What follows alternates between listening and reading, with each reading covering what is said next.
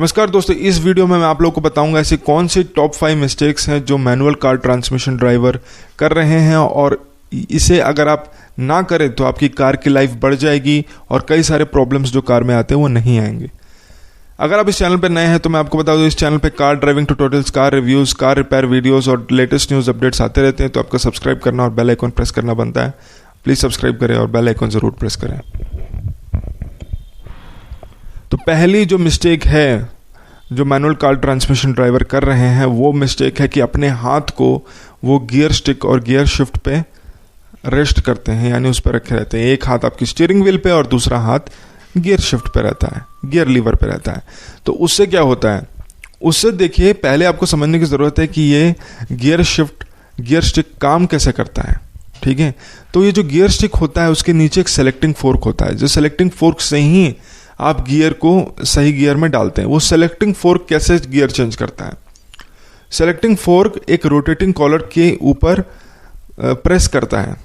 ठीक है, जितने देर आप उस पर हाथ रख के जब आप गियर चेंज कर रहे होते हैं उतनी देर वो प्रेस करके रखता है। तो अगर आप उस पर हाथ रख रहे हैं तो उसमें वियर एंड टियर के इश्यू आ सकते हैं।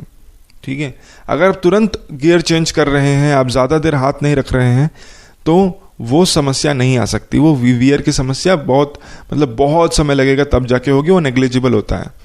लेकिन अगर आप हाथ रख रहे हैं उसके ऊपर तो ये वियर और टियर के इश्यू आ सकते हैं। और वैसे भी अगर आप देखें तो दोनों हाथ अगर आपके स्टीयरिंग व्हील पे है तो ज़्यादा बेहतर होता है आपकी सेफ्टी के लिए भी और आपके ड्राइविंग के लिए भी। दोनों हाथ अगर स्टीयरिंग व्हील पे है तो अच्छा रहता है। तो इसलिए भी आदत बनाए दोनों हाथ स्टीयरिंग व्हील पे रहे और अपना हाथ रेस्ट ना करें गियर स्टिक पे। दूसरी चीज़ मैं आपको बता दूं, कई लोग क्या करते हैं, ये मिस्टेक, दूसरी मिस्टेक जो है वो है कि आप गियर में ही रहते हैं जब गाड़ी को स्टॉप करना है। जब आप ट्रैफिक में होते हैं, ट्रैफिक सिग्नल पर रेड दिखा रहा है, आप बाकी गाड़ियों के साथ रुके हुए हैं, तब आपने क्या किया, आप फर्स्ट गियर में ही क्लच दबाए करके आपने बैठे हुए हैं। अगर आप ये मिस्टेक कर रहे हैं तो मैं आपको बता दूं दोस्तों कि इससे होता क्या है। इससे ये होता है कि यहाँ पर भी जो क्लच के नीचे एक थ्रो अप बियरिंग होती है, ठीक है, जो डायफ्राम उसके नीचे जो होता है स्प्रिंग, उसके अगेंस्ट फोर्स करती है। तो जितने देर आप क्लच को प्रेस करके रखे हुए हैं उतने देर वहाँ पर वो अंदर से भी वियर आउट हो रहा है। ठीक है, तो इसीलिए मैं बोलूँगा कि ज़्यादा देर तक क्लच को प्रेस करना सही नहीं है आपके लिए। तो अगर आप जब गाड़ी को रोक दे रहे हैं ट्रैफिक में या कहीं पर भी, तो आप गियर में ही आप क्लच को प्रेस करते हुए गियर में ही ना रहें, आप न्यूट्रल में आ जाएं और न्यूट्रल में आकर के क्लच से पैर उठा लें। ठीक है, ये एक और चीज़ आपको करने की ज़रूरत है।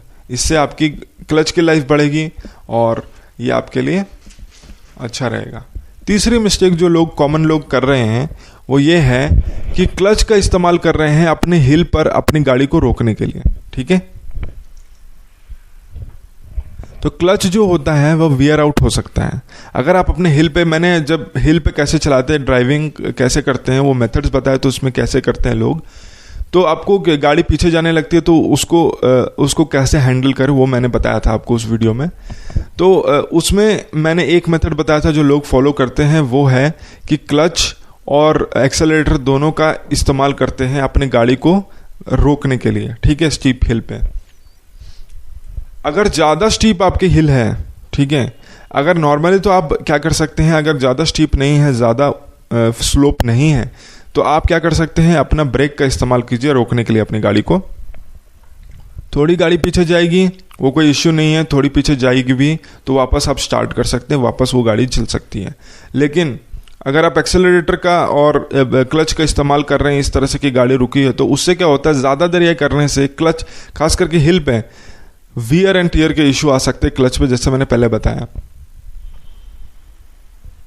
तो इसीलिए आपको क्लच का इस्तेमाल वहाँ पर नहीं करना है। आपको चाहिए तो आप ब्रेक का इस्तेमाल करें, ब्रेक से गाड़ी रोक करके फिर गाड़ी पीछे जाएगी। मानता हूँ कभी कभी स्टीप होता है, ब्रेक लेकर के अगर आप छोड़े तो गाड़ी ज़्यादा पीछे जा सकती है, तो उस समय पर आप हैंड ब्रेक का इस्तेमाल कर सकते हैं। ठीक है, तो आप हैंड ब्रेक का इस्तेमाल करें और मेरा वो वीडियो ज़रूर देखिए कि किस तरह से वो सिचुएशन हैंडल करनी होती है, किस तरह से आपको ब्रेक लेना होता है हिल पे, वो सब मैंने उसमें समझाया है। ठीक है, तो उसका लिंक मैं डिस्क्रिप्शन में डाल दूंगा उस वीडियो का, तो वो आप देख सकते हैं। लेकिन ये आपको समझने की ज़रूरत है कि हिल पर क्लच और एक्सेलरेटर का इस्तेमाल करते हुए ब्रेक न लें, क्योंकि उससे क्या होगा, आपके वियर एंड टियर इशू आ सकती है। कई लोग ये करते हैं। चौथा मिस्टेक जो लोग कर रहे हैं दोस्तों, वो है कि बहुत ज़्यादा एक्सेलरेट कर रहे हैं, एक्सेलरेट हार्ड करते हैं तुरंत। तो होता क्या है, कई लोग जब ट्रैफिक सिग्नल जैसे ही खुला, गाड़ी चलना स्टार्ट हुई, तो आप तुरंत फर्स्ट गियर में हैं, धमाक से आपने एक्सेलरेटर खूब दबाया और मतलब चलने के लिए रेडी। उसके बाद जैसे ही आपको और ज़्यादा स्पीड चाहिए, आप एक्सेलरेट हार्ड करते हैं। देखिए दोस्तों, सिंपल सी चीज़ है, अगर आप एक्सेलरेट ज़्यादा हार्ड करते हैं तो आपकी इंजन नॉइज़ भी आ रही होगी। ठीक है, इंजन नॉइज़ उस टाइम ज़्यादा हो जाती है, पहली चीज़। दूसरी चीज़, अगर आपको ज़्यादा स्पीड चाहिए तो टेक्निकली एक ही चीज़ करनी होती है, वो है गियर शिफ्ट करना। ठीक है, और एक्सेलरेट आप हार्ड करने की ज़रूरत नहीं है। आपको मैं समझ सकता हूँ, ज़्यादा आप पिकअप करना चाहते हैं उस समय पर कि जल्दी से हम, मतलब हो गया ना, ये गैप मिला है, जल्दी से हम निकलें। लेकिन इस जल्दीबाजी में आप अपना फ्यूल भी वेस्ट कर रहे हैं। जितना आप एक्सेलरेट ज़्यादा करते हैं दोस्तों, उतना ज़्यादा आपका फ्यूल वेस्ट होता है। ये आपको समझने की ज़रूरत है।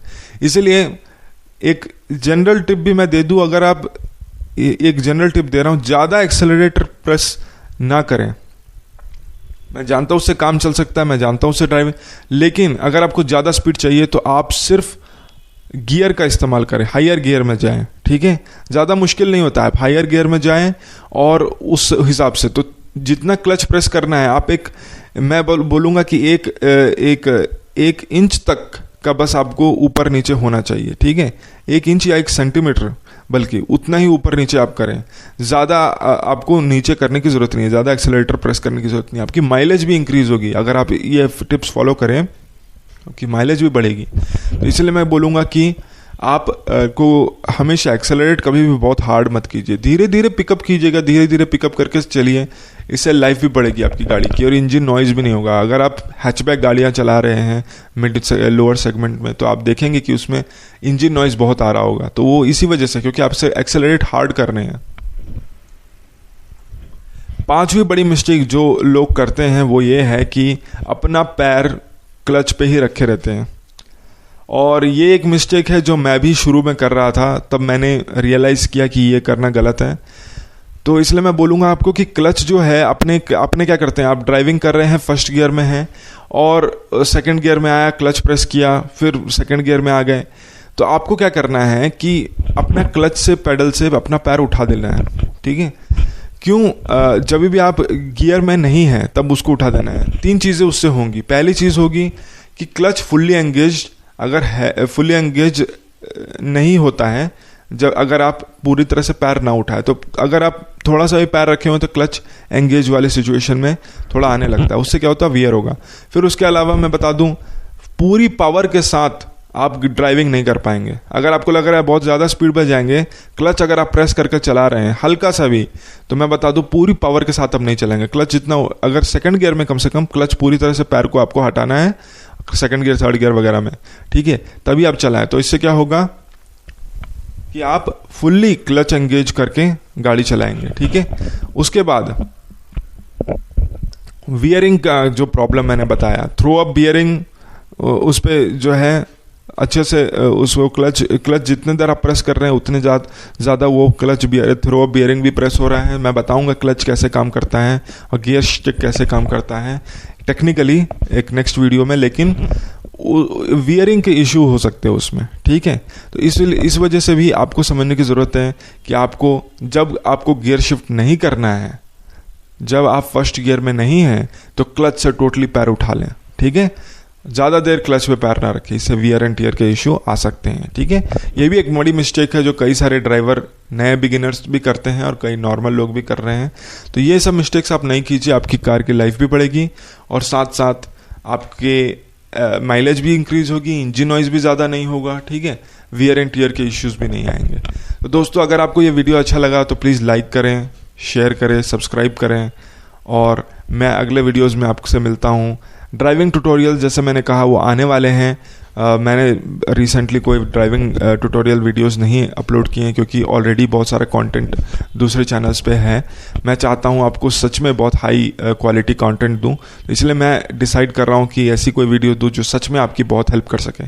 ठीक है, और वो एक चीज़ है। और उसके अलावा मैं बताऊं कि मैनुअल जो स्टिक है उसको कैसे काम करता है वो मैं आपको टेक्निकली भी समझाऊं और क्लच भी आपको समझाऊं।